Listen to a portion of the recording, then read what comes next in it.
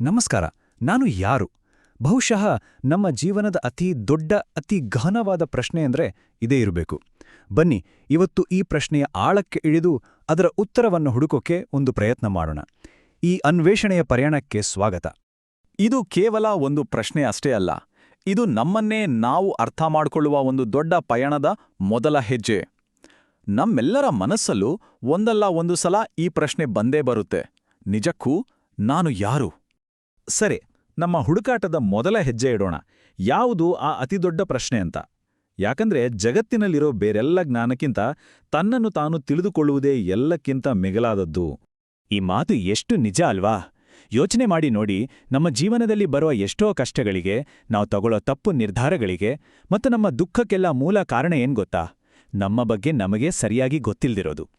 ನಮ್ಮ ನಿಜವಾದ ಸ್ವರೂಪ ಏನು ಅಂತ ನಮಗೆ ಅರ್ಥವಾಗದ ಕಾರಣಕ್ಕೆ ನಾವು ಮಾಡಬಾರ್ದ ಕೆಲಸಗಳನ್ನ ಮಾಡ್ತೀವಿ, ಬೇಡದ ವಿಷಯಗಳ ಬಗ್ಗೆ ತಲೆಕೆಡಿಸ್ಕೊಳ್ತೀವಿ. ಸರಿ, ಹಾಗಾದ್ರೆ ಈ ಪ್ರಶ್ನೆಗೆ ನಾವು ಸಾಮಾನ್ಯವಾಗಿ ಏನು ಉತ್ತರ ಕೊಡ್ತೀವಿ? ಇಲ್ಲೇ ನೋಡಿ ಒಂದು ದೊಡ್ಡ ತಪ್ಪು ತಿಳುವಳಿಕೆ ಶುರುವಾಗೋದು. ಈ ಉತ್ತರಗಳನ್ನ ಸ್ವಲ್ಪ ಗಮನಿಸಿ ನೋಡಿ.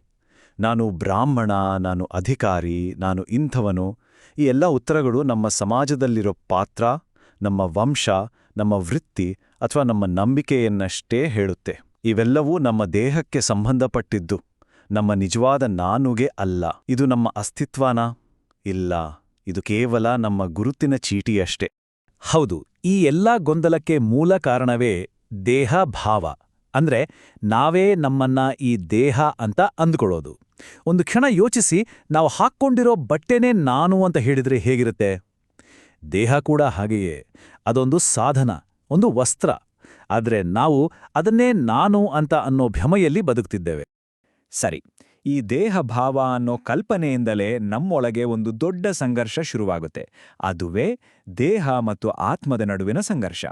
ಈ ಎರಡು ಭಾವಗಳ ನಡುವಿನ ವ್ಯತ್ಯಾಸವನ್ನ ನೋಡೋಣ ಬನ್ನಿ. ಒಂದು ಕಡೆ ದೇಹಭಾವ ಇದೆ. ಇದು ನಮ್ಮನ್ನ ಇಂದ್ರಿಯ ಸುಖಗಳ ಹಿಂದೆ, ಅಂದ್ರೆ ರುಚಿ, ಕೀರ್ತಿ, ದುಡ್ಡು ಇವುಗಳ ಹಿಂದೆ ಓಡಿಸುತ್ತೆ.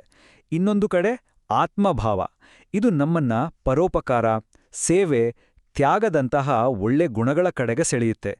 ಒಂದು ದಾರಿ ನಮ್ಮನ್ನ ಯಾವಾಗ್ಲೂ ಚಂಚಲವಾಗಿ ದುಃಖದಲ್ಲಿ ಇಟ್ರೆ, ಇನ್ನೊಂದು ದಾರಿ ನಿಜವಾದ ಸಂತೃಪ್ತಿ, ಆನಂದವನ್ನ ಕೊಡುತ್ತೆ. ಅಂದ್ರೆ ಇಲ್ಲಿ ಅರ್ಥ ಮಾಡ್ಕೋಬೇಕಾಗಿರೋದೇನು ಅಂದ್ರೆ, ಈ ಎರಡೂ ದಾರಿಗಳು ಪಕ್ಕಾ ವಿರುದ್ಧವಾಗಿವೆ. ಇಂದ್ರಿಯ ಸುಖವನ್ನೇ ಹುಡುಕುತ್ತಾ ಹೋದ್ರೆ ಆತ್ಮಕ್ಕೆ ನೋವು, ಆತ್ಮದ ಶಾಂತಿಯನ್ನ ಹುಡುಕಿದ್ರೆ ದೇಹಕ್ಕೆ ಸ್ವಲ್ಪ ಕಷ್ಟ ಅನಿಸ್ಬೋದು. ಹಾಗಾಗಿ ನಮ್ಮ ಜೀವನದಲ್ಲಿ ಯಾವುದಕ್ಕೆ ಬೆಲೆ ಕೊಡಬೇಕು ಅನ್ನೋ ಆಯ್ಕೆಯನ್ನ ನಾವು ಪ್ರಜ್ಞಾಪೂರ್ವಕವಾಗಿ ಮಾಡಲೇಬೇಕು.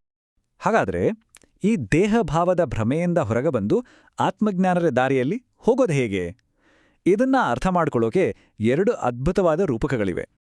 ಮೊದಲನೇ ರೂಪಕ ಕೋತಿಯ ಕತೆ ಕೇಳಿ. ಒಂದು ಕೋತಿ ಸಣ್ಣ ಬಾಯಿಯ ಪಾತ್ರೆಯಲ್ಲಿದ್ದ ಕಾಳುಗಳನ್ನ ಹಿಡಿಯೋಕೆ ಕೈ ಹಾಕುತ್ತೆ.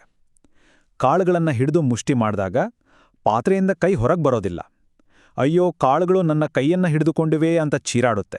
ಆದರೆ ನಿಜ ಏನೋ, ಅದು ತನ್ನ ಮುಷ್ಟಿಯನ್ನ ತೆರೆದ್ರೆ ಸಾಕು ಕೈ ಹೊರಗೆ ಬರುತ್ತೆ.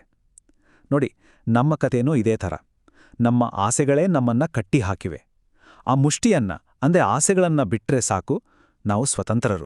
ಇನ್ನೊಂದು ಅದ್ಭುತವಾದ ರೂಪಕ ಇದೆ. ಕುರಿಗಳ ಹಿಂಡಲ್ಲಿ ಬೆಳೆದ ಒಂದು ಸಿಂಹದ ಮರಿ ತನ್ನನ್ನೂ ಒಂದು ಕುರಿ ಅಂತಾನೆ ಅಂದ್ಕೊಂಡಿರುತ್ತೆ. ಕುರಿಗಳ ತರಹವೇ ನಡ್ಕೊಳ್ತಿರುತ್ತೆ. ಆದ್ರೆ ಒಂದು ದಿನ ನೀರು ಕುಡಿಯುವಾಗ ನೀರಿನಲ್ಲಿ ತನ್ನ ಪ್ರತಿಬಿಂಬವನ್ನ ನೋಡುತ್ತೆ. ಆಗ ಅದಕ್ಕೆ ತನ್ನ ನಿಜವಾದ ಸಿಂಹ ಸ್ವರೂಪದ ಅರಿವಾಗುತ್ತೆ. ಆತ್ಮಜ್ಞಾನ ಅನ್ನೋದು ಕೂಡ ಇದೇ ರೀತಿ ಕೆಲಸ ಮಾಡುತ್ತೆ. ನಮ್ಮ ನಿಜವಾದ ಶಕ್ತಿಶಾಲಿ ಸ್ವರೂಪದ ಅರಿವಾಗುವವರೆಗೂ ನಾವು ಸಾಮಾನ್ಯರಂತೆ ಬದುಕ್ತಿರ್ತೇವೆ. ಸರಿ, ಈ ಎಲ್ಲಾ ರೂಪಕಗಳ ಮೂಲಕ ನಾವೀಗ ನಮ್ಮ ಪಯಣದ ಕ್ಲೈಮ್ಯಾಕ್ಸ್ಗೆ ಬಂದಿದ್ದೀವಿ. ಹಾಗಾದ್ರೆ ಜೀವನದ ನಿಜವಾದ ಸುಖ ಇರೋದಾದ್ರೂ ಎಲ್ಲಿ? ನಮ್ಮ ಮೂಲ ಪ್ರಶ್ನೆಗೆ ಅಸಲಿ ಉತ್ತರವಾದ್ರೂ ಏನು? ಇದೇ ಈ ಸಂಪೂರ್ಣ ಅನ್ವೇಷಣೆಯ ಸಾರ. ನಾನು ಯಾರು ಅನ್ನೋ ಪ್ರಶ್ನೆಗೆ ಇರೋ ಒಂದೇ ಒಂದು ಸತ್ಯವಾದ ಉತ್ತರ ಅಂದ್ರೆ, ನಾನು ದೇಹ ಅಲ್ಲ, ನಾನು ಆತ್ಮ. ಈ ಅರಿವೇ ಜ್ಞಾನದ ಅತ್ಯುನ್ನತ ಹಂತ. ಹಾಗಾದ್ರೆ ಈ ಅರಿವು ಬಂದಾಗ ಏನಾಗುತ್ತೆ? ಇದರಿಂದ ಸಿಗೋ ಲಾಭಗಳು ಅಷ್ಟಿಷ್ಟಲ್ಲ. ನಿಜವಾದ ಶಾಂತಿ ಸಿಗುತ್ತೆ. ಲಾಭ, ನಷ್ಟ, ಮಾನ, ಅಪಮಾನ, ಹೊಗಳಿಕೆ, ತೆಗಳಿಕೆ ಇಂಥ ಯಾವ ವಿಷಯಗಳು ಅವ್ರನ್ನ ಅಲುಗಾಡಿಸೋಕ್ಕಾಗಲ್ಲ. ಸಾವಿನ ಭಯ ಕೂಡ ದೂರವಾಗುತ್ತೆ. ಜೀವನವನ್ನ ಒಂದು ಆಟದ ಹಾಗೆ, ಒಂದು ಲೀಲೆಯ ಹಾಗೆ ನೋಡಕ್ ಶುರು ಮಾಡ್ತಾರೆ. ಇದು ನಮ್ಮ ದೈನಂದಿನ ಬದುಕಿಗೆ ಒಂದು ಸ್ಥಿರತೆಯನ್ನು ಕೊಡುತ್ತೆ. ಹಾಗಾಗಿ ನಮ್ಮ ಮುಂದೆ ಇರೋದು ಎರಡೇ ದಾರಿಗಳು ತುಂಬಾ ಸ್ಪಷ್ಟವಾಗಿವೆ. ಒಂದು, ದೇಹಭಾವದ ದಾರಿ. ಇದು ನಮ್ಮನ್ನ ಪ್ರಾಣಿಗಳ ಥರ ಕೇವಲ ಇಂದ್ರಿಯ ಸುಖಕ್ಕಾಗಿ ಬದುಕೋ ಹಾಗೆ ಮಾಡುತ್ತೆ. ಇನ್ನೊಂದು ಆತ್ಮಭಾವದ ದಾರಿ. ಇದು ನಮ್ಮ ಜೀವನಕ್ಕೆ ಒಂದು ದೊಡ್ಡ ಉದ್ದೇಶ ಕೊಟ್ಟು ನಮ್ಮನ್ನ ದೈವತ್ವನ ಕಡೆಗೆ ಕರ್ಕೊಂಡೋಗುತ್ತೆ. ಆಯ್ಕೆ ನಮ್ಮ ಕೈಯಲ್ಲೇ ಇದೆ. ಕೊನೆಯದಾಗಿ ಈ ಒಂದು ಪ್ರಶ್ನೆಯನ್ನ ನಿಮ್ಮ ಮುಂದಿಟ್ಟು ಈ ಚರ್ಚೆಯನ್ನ ಮುಗಿಸ್ತೀನಿ. ದೇಹ ಅನ್ನೋದು ಒಂದು ಬಟ್ಟೆಯಷ್ಟೇ ಆಗಿದ್ರೆ, ಆ ಬಟ್ಟೆಯನ್ನ ಹಾಕ್ಕೊಂಡಿರೋ ಆ ನಿಜವಾದ ನಾನು ಅದು ಯಾರು? ಯೋಚನೆ ಮಾಡಿ.